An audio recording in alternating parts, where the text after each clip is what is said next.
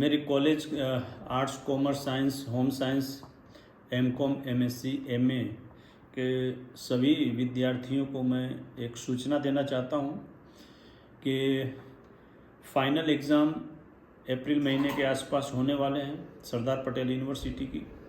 उसी के अनुलक्ष्य में अभी इंटरनल एग्ज़ाम्स की तैयारियां शुरू हो रही हैं।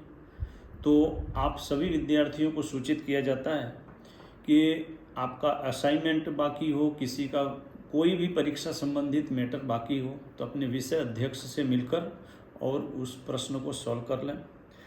परीक्षाएं शुरू हो रही हैं तो उसमें किसी भी विद्यार्थी की हाजिरी अनुपस्थिति न हो, उसका खास करके उसको आप लोग गंभीरता से ध्यान दें। परीक्षा में जब भी आप आएँ तो खास करके संस्था के बनाए गए नियमों का पालन करें, जैसे कि आई कार्ड पहनकर आपको कंपलसरी आना है और आप महंगी महंगी मोबाइलें लेकर घूमते हैं तो सभी विद्यार्थियों को सूचित किया जाता है कि मोबाइल न लेकर आएं, ज़्यादा उचित रहेगा। क्योंकि यदि मोबाइल लेकर आते हैं और मोबाइल खो जाता है, चोरी होती है, क्योंकि हम क्लासरूम में तो मोबाइल लेकर बैठने नहीं देंगे, तो यदि खो जाएगा तो फिर वो संस्था की जिम्मेदारी नहीं रहेगी। तो खास करके उसको आप लोग गंभीरता से ध्यान में दें। और सब बातें ये हैं कि परीक्षा के समय के दरमियान आपकी उपस्थिति के लिए मैं कहना चाहता हूं कि आपकी तबीयत दुरुस्त होना चाहिए। उसके लिए अपने खान पीन पर क्या खाना चाहिए, क्या नहीं खाना चाहिए, उसको ध्यान में रखें जिससे तबीयत न बिगड़े।